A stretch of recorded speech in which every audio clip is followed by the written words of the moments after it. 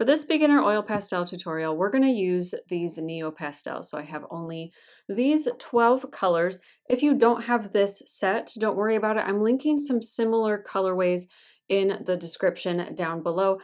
I haven't necessarily tried all of them to know like quality, but as far as colors go and price options, there's a good variety down there for you to choose from. So I'm actually going to start with this gray just to kind of sketch out my overall layout. I will have the reference image linked down below as well as on the screen next to us. I'm not doing anything fancy other than just kind of figuring out where everything's gonna lay. 1, 2, 3, 4. And if you mess up, you can just kind of rub it away a little bit more. Now I'm lightly adding in the guideline for these stripes just to make things easier later. The gray I will be using to blend in with the white, so it won't matter too much if we're overlapped there. Okay, the stars will be tricky, I'm not gonna lie. 1, 2, 3. Just trying to mark out kind of where they should be. Thankfully, some of these curves help distort some, if I can get that to look right. Am I just throwing them on randomly now? Yes, it's fine. It's fine. Okay, I'd also like to have some kind of ground here. So I'm just gonna kind of wiggle some of that in. Then we'll do probably some sky. Maybe we'll, I don't think we'll start with that. Let's start with some red. And I'm just going to lightly mark these out. These are rather firm oil pastels. They're not as soft as some of the other brands that I use. So it shouldn't be too hard to get some nice crisp lines in here. I do want to be more careful than I was with my initial lines, but we should be okay. We have a little bit of flexibility in here. And I'm using the reference image, in case you haven't gathered, very loosely. I'm not overdoing it. Some of the realism, I'm just kind of trying to get an idea for layout, to get some of these curves in here correctly. So we've got 3 red and 3 white underneath our stars. I'm gonna pull in some blue just in these shadows. Now, if you want something that is a little bit more of an antique-y vibe, which maybe I'll make another one that has more of that feel, I would lightly add a little bit of yellow ochre to the whole thing. And my shadows would probably be in the brown or the burnt umber. But we're gonna, for this one, my first one, for right now, I'm just gonna stay nice and true and just add some of this. Again, this is my blue, my ultramarine, kind of a dark blue, to some of these shadows to help kind of show how it's curving in and out. Then back with our red, we're going to press kind of a small circular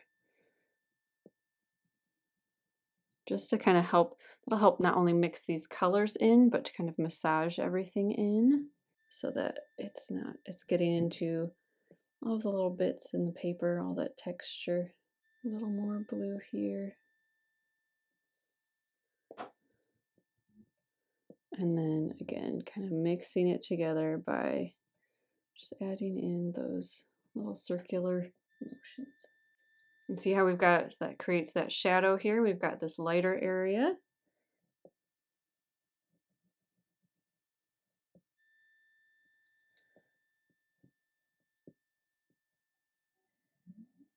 All right, first down, I will deepen this a little bit more.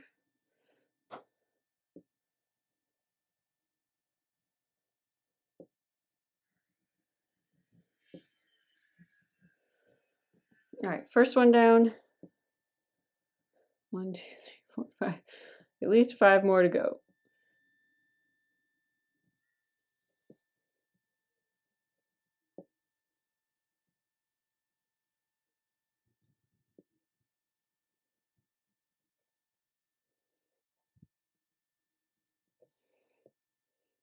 And if you would like to not only draw with me, but read or listen with me, I'm currently going through the Unselected Journals of Emma M. Lyon. Thoroughly enjoying them. Kind of nervous because she's not out with book 9 yet, and I am flying through these. So if you have any consolation for how I'm going to get through life when these are over, let me know in the comment section down below.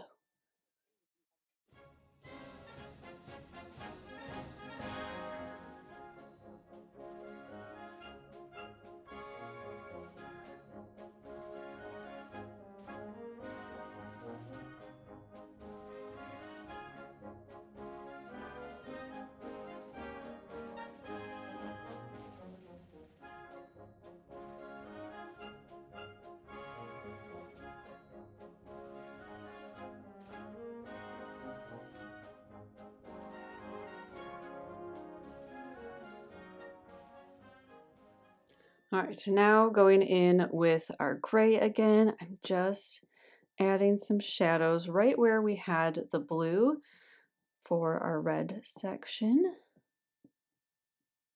and adding that into our white section. I am a little nervous, dare I say, to blend some of this out because it might get a little bit pink, but I think if we are gutsy enough, it will work out. Why not? But we might need to grab, just kind of as a preemptive measure, a rag, or I have some bath tissue that I use a lot for my watercolor, and we'll probably have to clean off excess red pigment on our white oil pastels just to avoid things getting pinkish. The nice thing with these oil pastels is that they are, I've mentioned before, they're very firm. And so being able to get a crisper line should be a little bit easier than with like Sennelier. So again, kind of wiping it off just a little bit.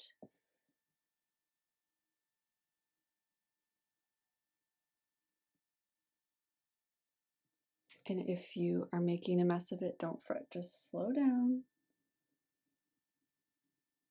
We can fix things, it will layer. A little pink, never hurt anybody. So again, where the gray is, we're gonna go in kind of circular motions. I've got some pink. I'm just gonna wipe it off.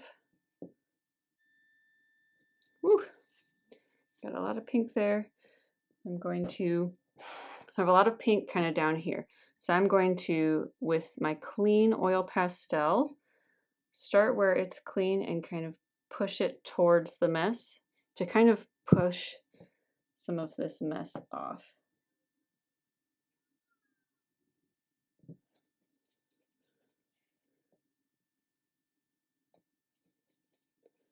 So again, we're not perfect here, but I think going over this as best we can and then going over with another layer will help a lot.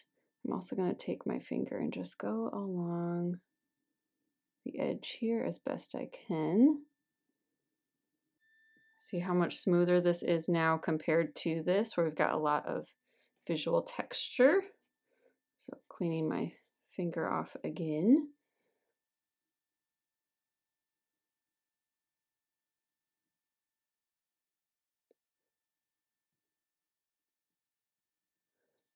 And we'll let that set and go over some areas again if we need to. And then we're just going to repeat. Whoa, that was dangerous. And then we're just going to repeat. So massaging this gray in here.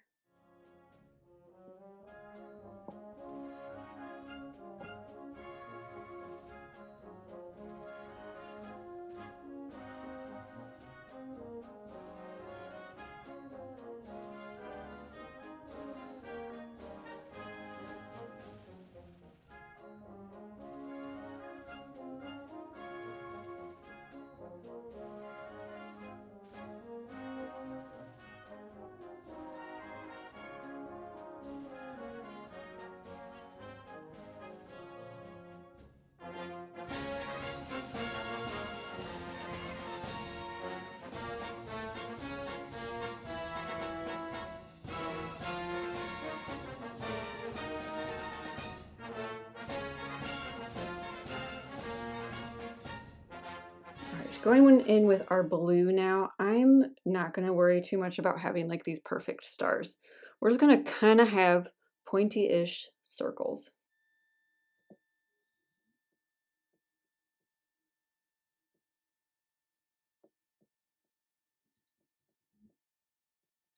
She says after being super particular about this first star, but we'll figure it out.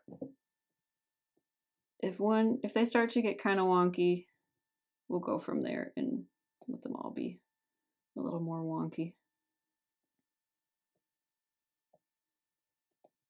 It's just with this shape, it's not going to be easy to get these like star shapes. So I'm kind of going on each side of the top point and then kind of going below and pulling out, going below, pulling out, and getting kind of something in there. All right, same thing here. I may add a little bit of kind of gray in here. Making sure it's clean, so anything that got some of that blue on it, I don't want it to spread to areas that I want to read as white. White but in shadow.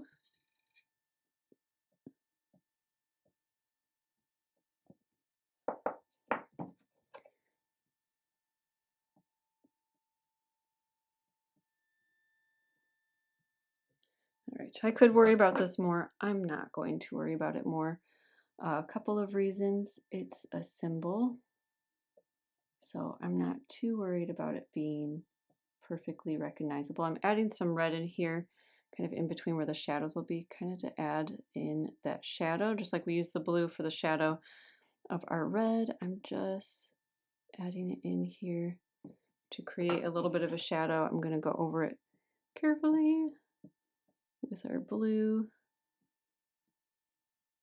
just to blend that in. I love a more purpley shadow.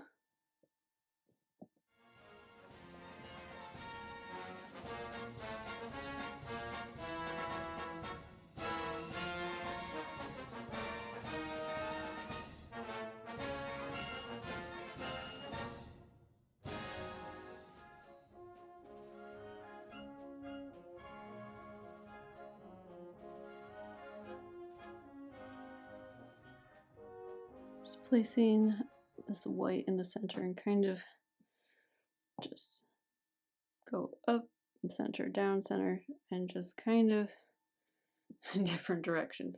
I don't know if this is a good idea, but that's what I'm doing.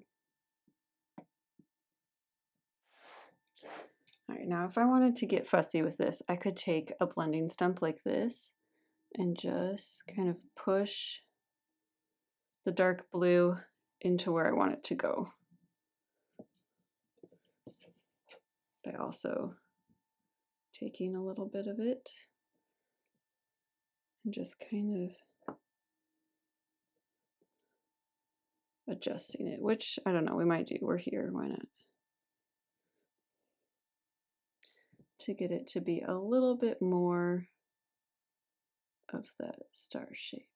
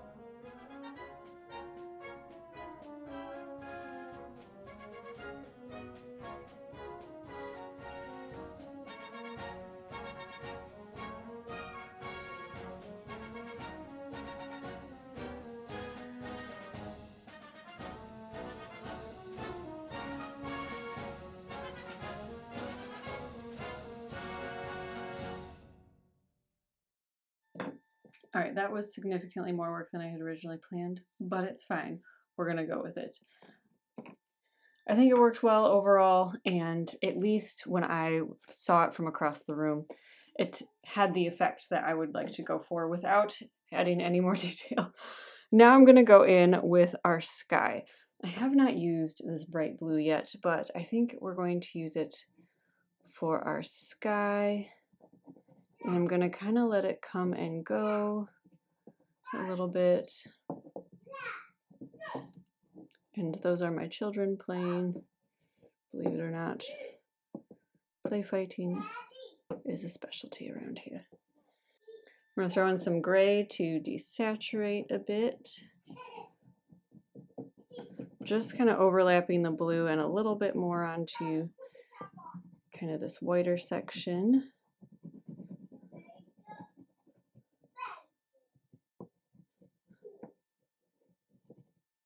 Not worrying about where our flagpole is.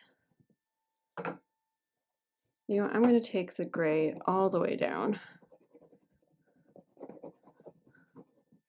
So I want to add the hint. I'm going to take my, let's see, yellow green, so lighter green down here. And I'm just going to let it be messy. I want it to just kind of be hazy in the background. So this is the focal, and this is just this like fun, hazy background. Then with our cooler green, emerald green, if you don't have two greens, just go ahead and throw some navy in here. I'm just going to kind of work kind of towards the top. It's almost like we've got like the sandwich of layers. Let's see, I'm going to add a little bit of the yellow ochre down here, again just kind of to desaturate everything. And a little bit more of the gray over top, and that should mix together nicely. I'm going to do a quick, just a rough mix with my hands before I go over everything with more color, probably with white, just to desaturate everything and knock it back. With this limited palette, the creators lean on saturation, so I often find myself desaturating things. And then same with our green. So just working in those layers before moving to the next one. But I want to do the green last so that I'm not bringing green into my sky.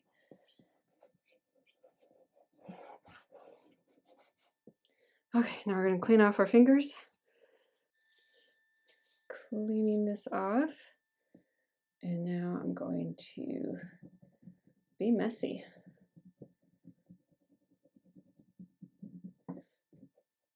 So we can kind of rub back and forth, but I need to have enough pigment on the board, pigment on the paper, to get some movement in here. So I also kind of want this to be, so this has some sharper edges, everything's a little bit more exact. So I like the idea of having the background just be a little more fluid, a little more messy, taking some of the blue and just throwing that in here. It's a while. Same with the gray, again, to kind of let this be messier.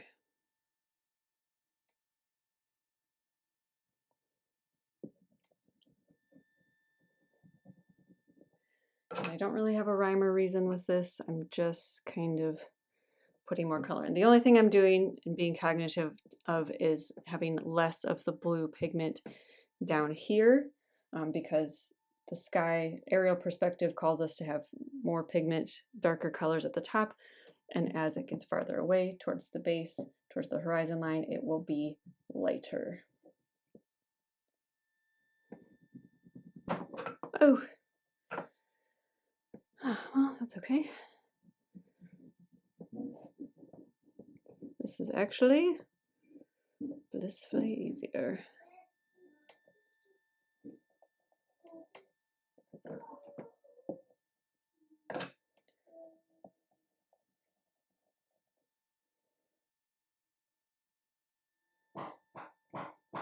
Whoops. That is unfortunate. Worst comes to worst, we'll use our nail to scrape off some of that red.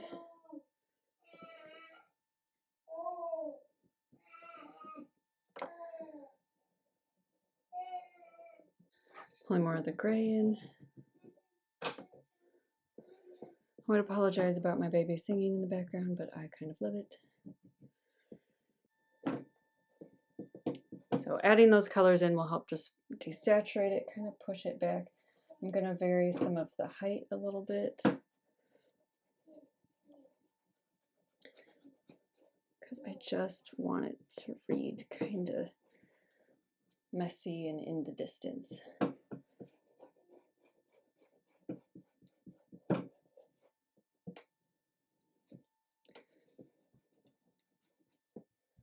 Alright, more of our white, bringing that down.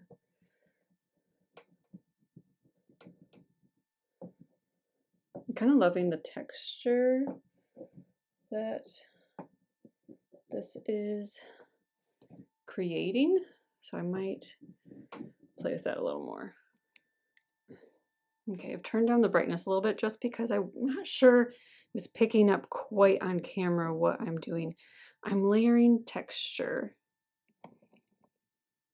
with the white by using it on a broad shape. It's picking up the natural texture of the paper, and I'm kind of liking that messiness.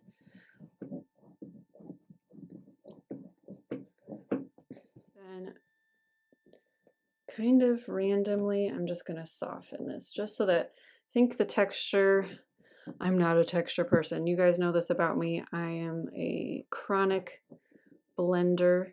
So I'm going to let it come and go a little bit more. Okay, now I'm also going to take some of the white. I could do the yellow as well and just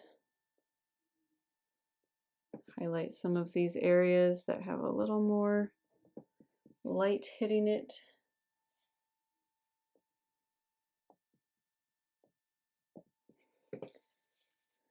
Clean that off.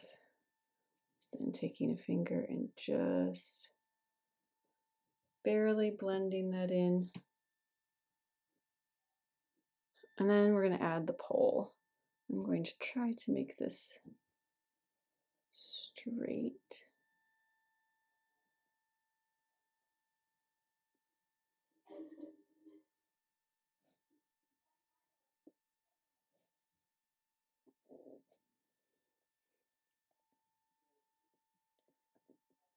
Cap on the top.